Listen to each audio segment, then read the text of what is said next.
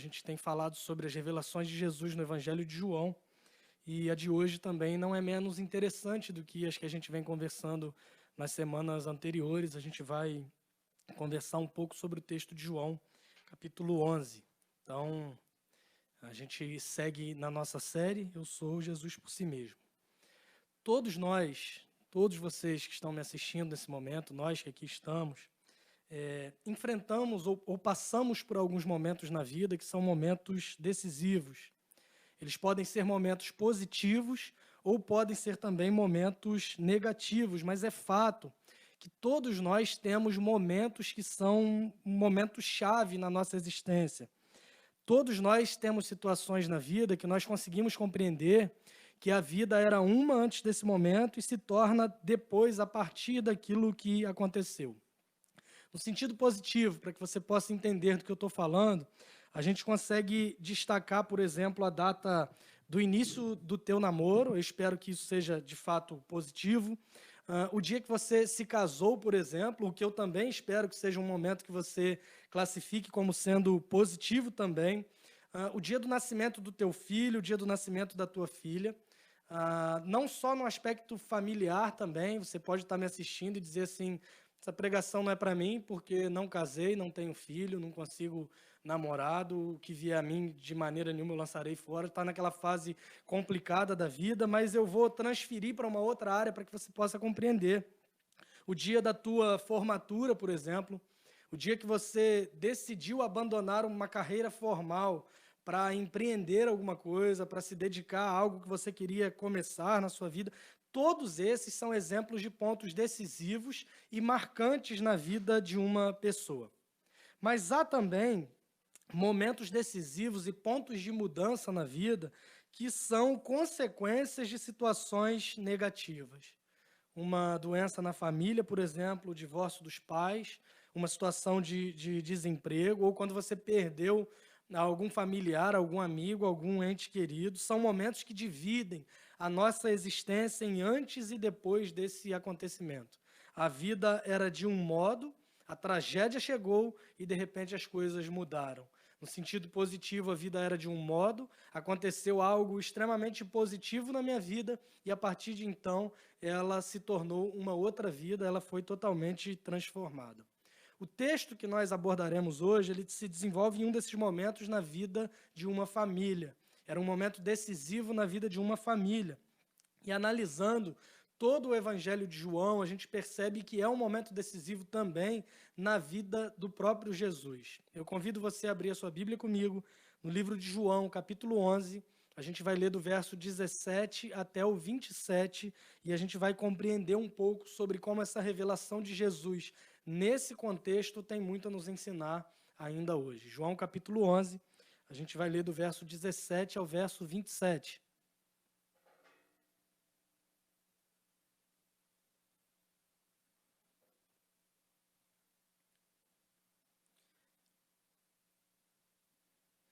A história ela se desenvolve toda no capítulo 11 de João, mas a gente vai ler do 17 ao 27 somente para ter uma ideia do que está acontecendo e para conversar sobre esse texto, que diz assim: Quando Jesus chegou, encontrou Lázaro já sepultado havia 4 dias.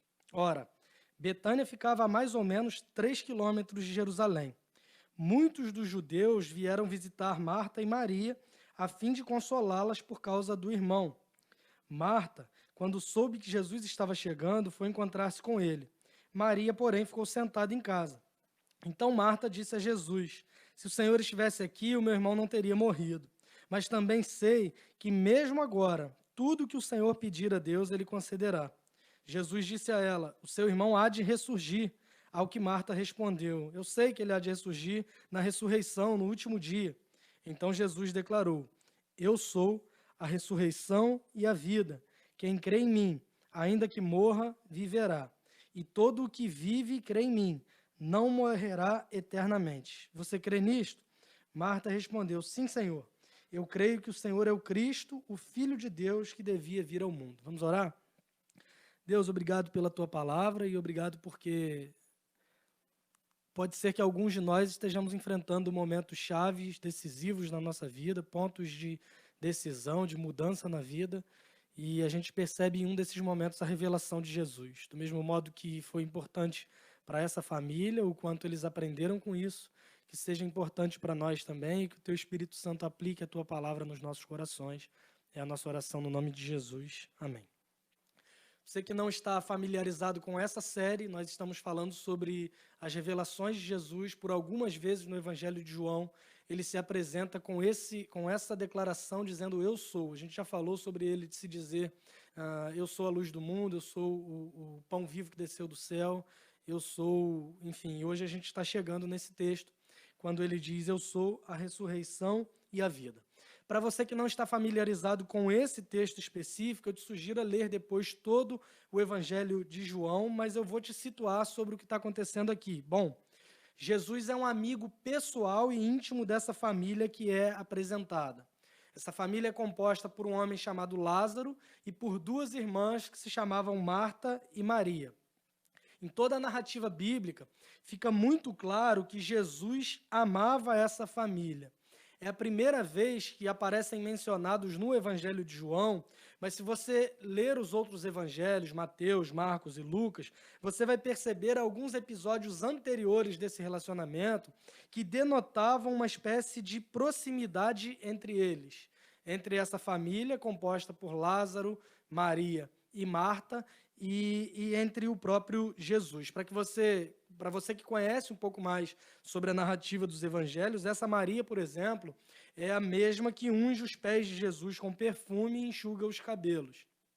Tem uma outra situação que Jesus vai até a casa deles e a Bíblia ela traz essa narrativa nos evangelhos também, dizendo que Marta ela se dedica ao trabalho, enquanto Maria se dedica a aprender aos pés de Jesus e é ensinada, e Marta é ensinada por Jesus a aprender com a sua irmã e se dedicar àquilo que era mais importante. Fica muito evidente que há um relacionamento, uma devoção e um amor nutrido dessa família por Jesus.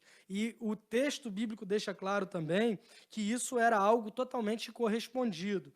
O verso 5, por exemplo, vai dizer de forma muito clara, no capítulo 11 ainda, ora, Jesus amava Marta e a irmã dela, que era Maria, e também Lázaro. Então, o que acontece aqui? Jesus ele está com seus discípulos ainda em Jerusalém, e alguns tentam matá-lo, alguns começam a perseguir Jesus para matá-lo, mas o texto bíblico vai dizer para nós de forma muito direta que ainda não era chegada a hora. Ou seja, Deus ele não pode ser surpreendido. Havia um plano de Deus e ainda não era a hora para que isso acontecesse. Parece algo simples, mas é bom sempre reforçar esse tipo de ideia, principalmente em épocas em que a soberania de Deus tem sido questionada por conta de tudo que vem acontecendo. Mas o fato é que não era a hora, não iria acontecer porque não estava planejado por Deus para que acontecesse, mas do mesmo modo Jesus e os seus discípulos eles saem da cidade, até que já do lado de fora da cidade eles recebem a seguinte notícia: Lázaro está doente. Não era mais um homem, não era uma pessoa qualquer, mas era alguém amado por Jesus, conforme acabamos de ler. Era alguém que tinha um relacionamento com Jesus, era alguém que pode ser chamado de amigo do Senhor Jesus. A resposta de Jesus não é desesperada e emocionada, como talvez fosse a nossa. Eu vou largar tudo que eu estou fazendo e eu vou correr em direção a Lázaro. Mas Jesus responde para os seus discípulos o seguinte: fiquem calmos, porque essa doença não é para a morte, essa doença é para a glória de Deus. A gente aprende aqui com essa resposta simples de Jesus também, que até mesmo circunstâncias ruins, elas servem a um propósito específico de Deus. Jesus não era surpreendido, ele não amarrou aquela doença, ele não expulsou o demônio que estava trazendo aquela doença, ele não desafiou Lázaro dizendo que se ele desse dinheiro para a igreja, ele ficaria livre da doença, ele simplesmente disse que aquela doença era simplesmente para a glória de Deus. Os discípulos seguem até ali, seguem naquele local, fora da cidade, até que Jesus fala para eles em determinado momento o seguinte: nós temos que voltar para Betânia. E aí os discípulos começam a questionar, dizendo: Senhor, mas há pouco tempo eles queriam te matar lá em Jerusalém, naquela região, a gente vai voltar para lá para quê? E Jesus explica para eles o seguinte: olha, o meu amigo Lázaro, ele adormeceu. Os discípulos, então, não entendem aqui o eufemismo empregado por Jesus. Eufemismo é uma figura de linguagem usada para amenizar o peso de uma declaração forte. Então, você que está estudando para o Enem, para o vestibular, e está aqui na nossa transmissão, Deus honrou a sua vida e fez com que você lembrasse disso que você está estudando, que eufemismo é dizer dormiu para alguém que morreu para amenizar a força da declaração, por exemplo. Mas os discípulos não entendem. Eles não estavam estudando para o Enem, eles não estavam estudando para vestibular, eles não tinham conhecimento disso, e eles questionam, mas se ele dormiu, ele está bem. Para que a gente vai se preocupar e colocar a sua vida em risco por um homem que está simplesmente dormindo?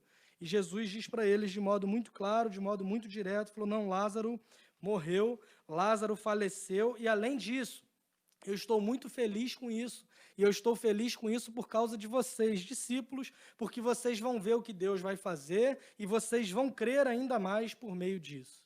Jesus não se entristece de imediato com a morte de Lázaro, mas ele se alegra pelo fato de que os discípulos veriam um sinal, um milagre e uma realização da parte do próprio Deus. Um dos discípulos, que mais à frente ficaria conhecido por ser um homem de dúvidas, um homem que colocava questionamentos diante da palavra de Jesus, que é Tomé, pode ser que você já tenha ouvido falar sobre ele.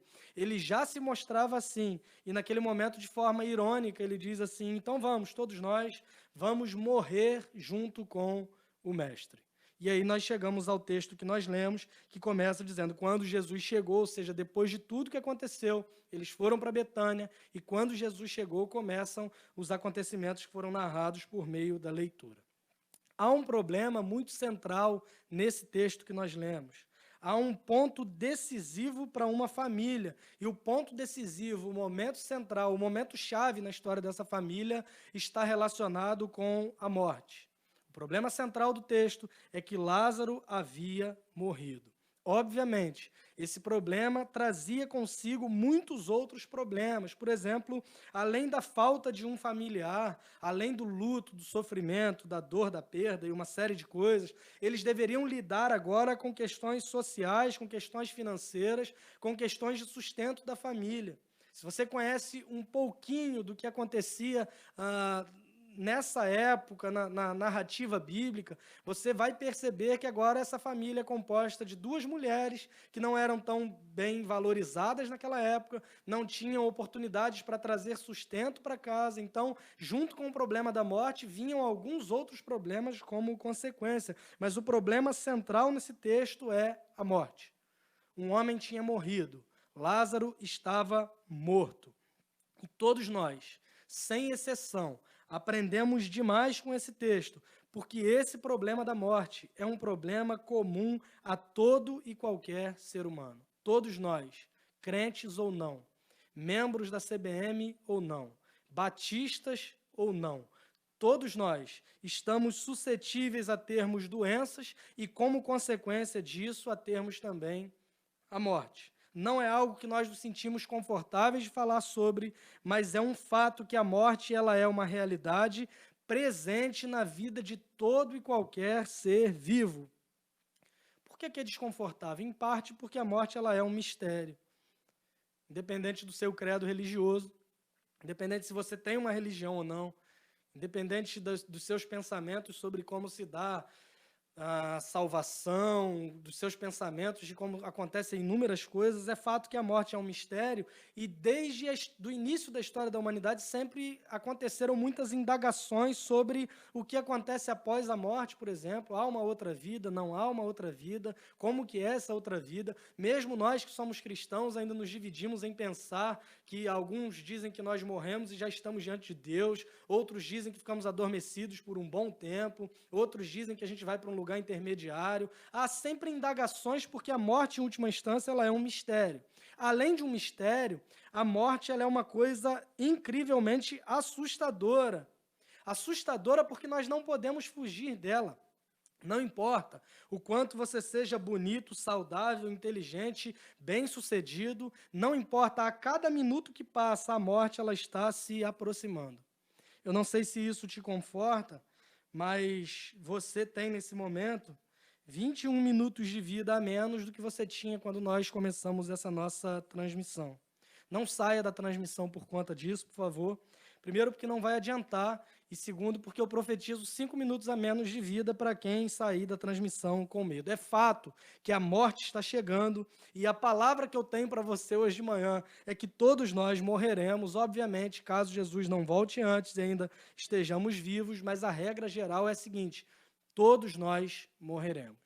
Até os que estivermos vivos quando Cristo voltar, não sabemos quando, mas todos nós seremos, em certo sentido, impactados pela morte, seja de um familiar, de alguém que nós gostamos. A morte, ela é um inimigo e todos nós sofremos por conta dela. No texto bíblico que nós lemos, há uma inversão muito curiosa quando Jesus chega a Betânia, porque nos outros encontros de Jesus com essa família, a irmã que é cética, materialista, preocupada com os afazeres em detrimento de aprender com Jesus, normalmente é Marta. Maria é aquela que está sempre aos pés do mestre, procurando aprender, ungindo os pés do mestre, mas nesse caso específico, o texto diz que Maria ela continuou em casa e quem vai ao encontro de Jesus, quem vai até ele e começa a soltar frases que dizem muito sobre ela e também sobre nós, é exatamente essa mulher conhecida como Marta.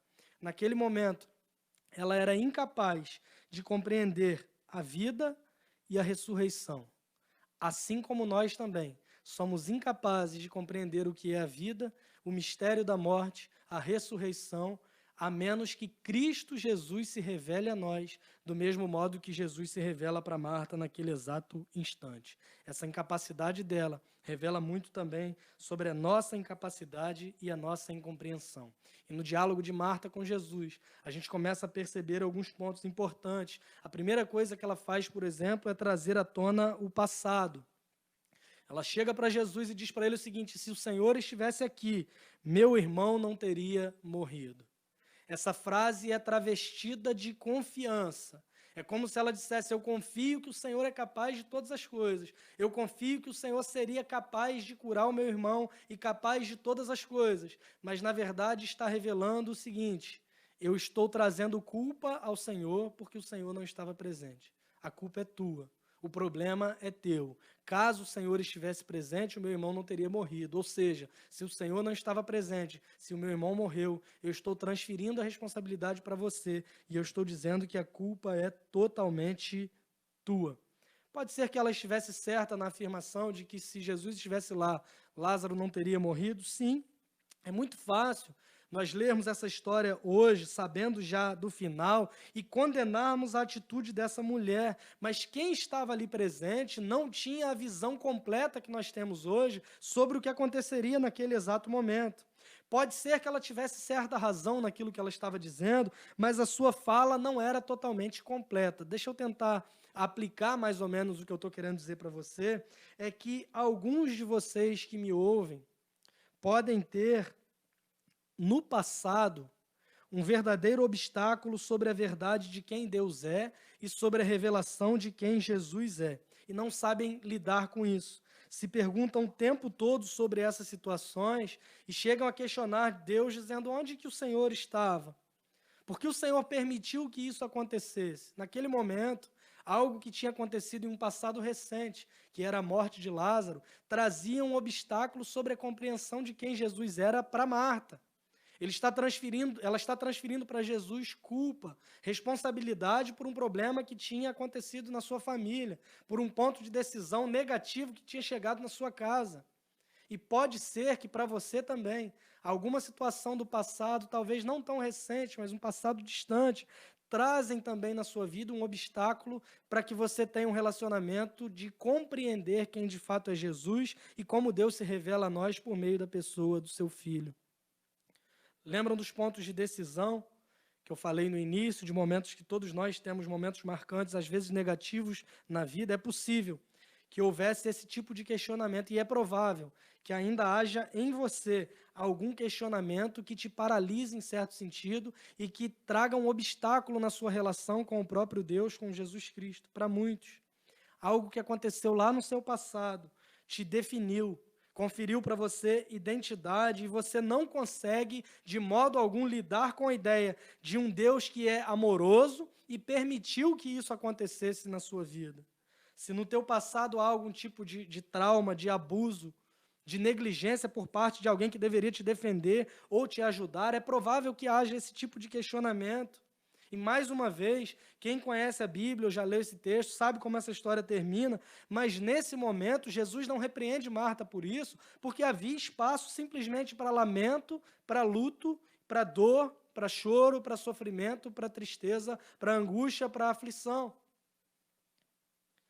Só que no verso seguinte, ela nos mostra que esse trauma, que ela tinha um passado recente, define, em certo sentido, o seu presente e também o futuro, porque no verso seguinte, ela faz uma declaração no presente que eu acho bem curiosa. Após ela dizer, se o Senhor estivesse aqui, o meu irmão não teria morrido, ela diz o seguinte, mas eu também sei que mesmo agora, tudo que o Senhor pedir a Deus, Ele concederá. Parece uma declaração cheia de fé, mas para mim parece ser também uma declaração religiosa, uma espécie de chavão. Ela está dizendo para Deus o seguinte, eu sei que o Senhor pode todas as coisas, eu sei que tudo que o Senhor pedir a Deus, mesmo agora, Ele lhe concederá, como uma forma de dizer a Jesus o seguinte, olha, você ainda pode se redimir do teu vacilo e da tua demora. Você vacilou, você me deixou triste, mas eu estou te dando uma nova oportunidade para você se redimir disso. Ou essa frase foi dita como uma espécie de desencargo de consciência, um chavão religioso, aquelas banalidades espirituais que nós repetimos o tempo todo, que nós sabemos que é a coisa certa a se dizer, embora em muitas situações a gente mesmo não creia naquilo. Diante de uma situação dessa, de dor, de perda, de luto, de sofrimento, alguém diz, calma, Deus tem o controle da história, Ele é soberano.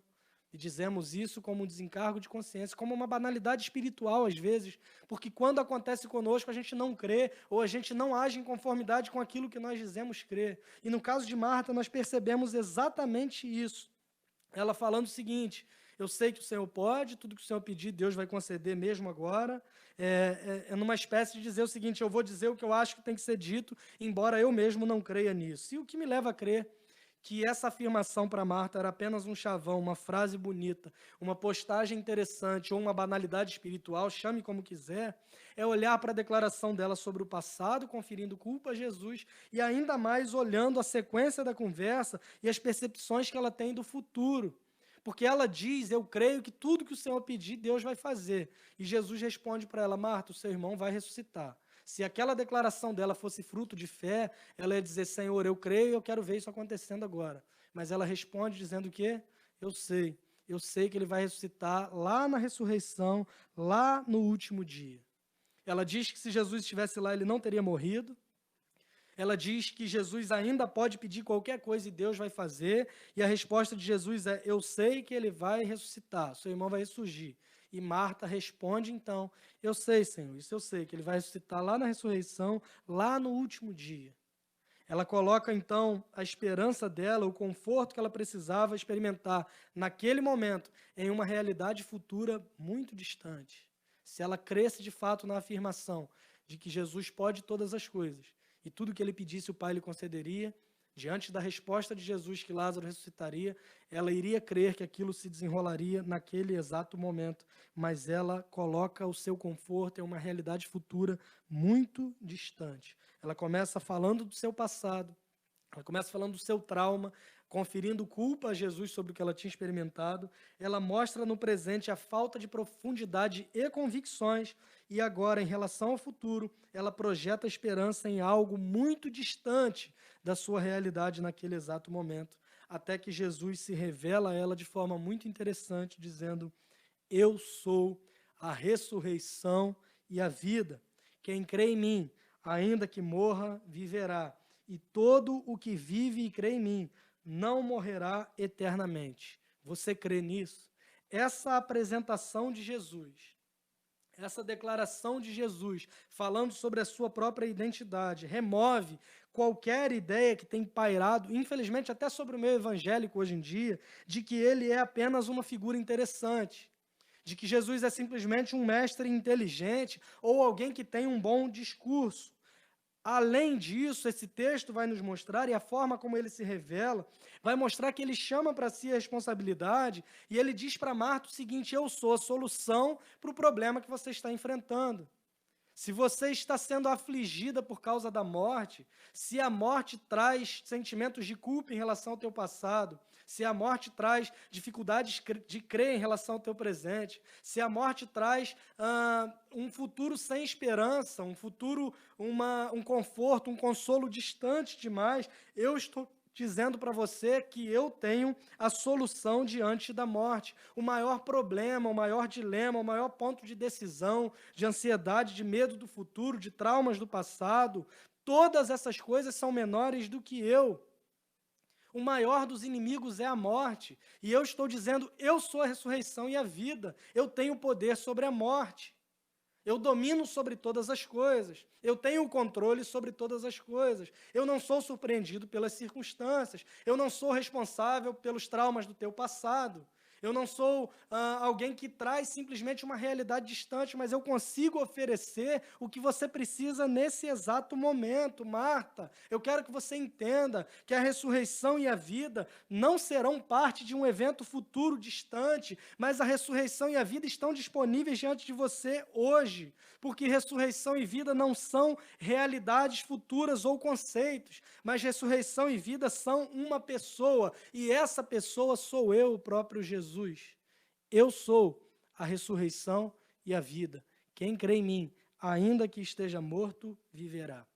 O que Jesus está fazendo com Marta é materializar no presente dela uma esperança que estava em um futuro totalmente distante. E diante da revelação de quem Deus é, diante da revelação de Jesus, ele ainda pergunta para ela, você acredita nisso? E ela responde, sim, eu creio. Eu creio que tu és o Filho de Deus, o Senhor é o Cristo, o Filho de Deus que devia vir ao mundo. Agora ela consegue compreender quem é Jesus. Depois da sua revelação, ninguém consegue compreender Jesus por si só. Somos pecadores, caídos, separados dele. Nós só conseguimos compreender aspectos do caráter de Cristo quando ele se revela a nós, e com Marta também não foi diferente. A história segue. Depois dela dizer que cria que ele era o Cristo, o Filho de Deus que havia de vir ao mundo, nós vemos um detalhe muito interessante, que nós percebemos Jesus chorando pela morte de Lázaro. Ele já tinha dito que Lázaro ressuscitaria. Ele sabia que Lázaro ressuscitaria. Parece meio um contrassenso Jesus chorar por causa da morte de um homem que ele sabia que voltaria à vida. Mas o fato de Jesus saber que Lázaro voltaria à vida não mudava o fato de que naquele exato instante Lázaro estava morto, e Jesus nos ensina uma valiosa lição sobre vivermos um dia de cada vez. Ele chora diante da morte do seu amigo. Pode ser que você já tenha ouvido em velórios, em situações de morte, alguém dizer que a morte, para um crente, ela é simplesmente alegria, motivo de festa, que você não deve chorar, não deve se entristecer. O texto bíblico nos mostra Jesus tendo outra postura, uma postura reverente, uma postura de respeito para com a família, uma postura de tristeza, porque a morte é um inimigo, e naquele momento que Lázaro estava morto, a morte estava vencendo. Jesus, então, depois de chorar pela morte do seu amigo, ele chega diante do túmulo, e agora ele mostra que, embora a morte estivesse vencendo até aquele momento, há alguém mais poderoso do que a morte. A morte está sob o seu domínio, e naquele momento, diante do túmulo, ele manda removerem a pedra. Ele faz com que a pedra saia dali. Pode ser que você já tenha ouvido inúmeras pregações, sermões sobre isso. O fato de mandar tirar aquela pedra. Surgiu até uma música aí bem famosa, bem conhecida, Remove a Minha Pedra. Está falando exatamente sobre aquele momento, embora não tenha tanto sentido, porque não foi Lázaro que fez essa oração, porque ele estava morto. Ele não pediu a Jesus para remover a sua pedra porque ele estava morto e na condição de homem caído, independia do que ele pedisse, ele era incapaz de pedir qualquer coisa, e é Jesus quem toma a iniciativa de remover a pedra, de chamar aquele homem pelo nome e de ele sair do túmulo e vir em direção a Jesus. Só que é bem interessante que essa Marta, que agora parecia alguém cheia de fé, de confiança, que tinha dito, eu creio que o Senhor Jesus é o Filho de Deus, o Cristo, o que haveria de vir ao mundo, quando Jesus chega diante do túmulo e ele fala para tirarem a pedra, Marta diz, Senhor, já faz 4 dias que ele morreu, já está cheirando mal, o Senhor vai nos expor a mais essa vergonha, O homem morreu, a gente confiava no Senhor, todo mundo sabia que ele era seu amigo. Ninguém esperava que o Senhor fosse abandonar Lázaro desse jeito, ficando fora da cidade. A gente mandou te avisar sobre isso, o Senhor sabia que ele estava doente e não veio. Agora o Senhor ainda manda abrir essa pedra, já está cheirando mal, o Senhor tem certeza? E aí Jesus fala, Marta, eu já disse para você, se você crer, você verá a glória de Deus. Lembre-se que lá no começo, quando Jesus foi avisado sobre a doença, ele disse, essa doença ela não é para a morte, mas essa doença é para a glória de Deus. Havia um partido religioso naquela época e naquela situação, conhecidos como saduceus. Eles não criam em qualquer espécie de ressurreição, mas eles acreditavam que após a morte havia uma pequena possibilidade do espírito da pessoa, a alma da pessoa, poderia pairar por 3 dias em volta do corpo. Passou de 3 dias, então, não tinha a menor possibilidade. Lázaro estava morto há 4 dias. Não era superstição, não era alma penada, não era um espírito pairando em volta do corpo, não havia outra possibilidade de ressurreição que não fosse o poder de Deus.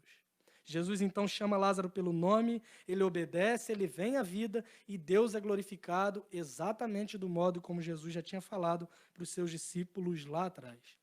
O que aprendemos com isso tudo é que essa história diz muito também sobre nós, que o nosso passado manchado, que o nosso presente cheio de dúvidas e o nosso futuro distante não nos seguem para a realidade de quem Jesus é, para o Jesus que se revela a nós dizendo, eu sou a ressurreição e a vida. É óbvio que Lázaro, depois disso tudo, ele morreu novamente, mas aquela ressurreição tinha um propósito específico e era, em certo sentido, um prenúncio da ressurreição de Cristo e também da nossa. Jesus está mostrando que ele tem todo o poder, inclusive sobre a morte, e ele governa sobre todas as coisas. Além de ser um prenúncio sobre a morte e a ressurreição de Cristo, é um prenúncio também sobre a nossa ressurreição.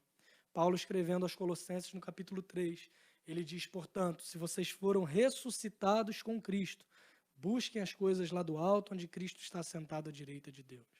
Nós fomos ressuscitados, e aí você está me dizendo assim, que sentido que isso tem?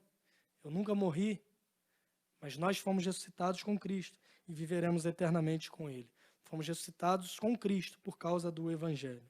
O nosso estado natural, segundo Efésios capítulo 2, nos diz, nós estávamos mortos em nossos delitos e pecados, mas Ele nos deu vida em Cristo Jesus. O nosso estado natural era o estado de morte.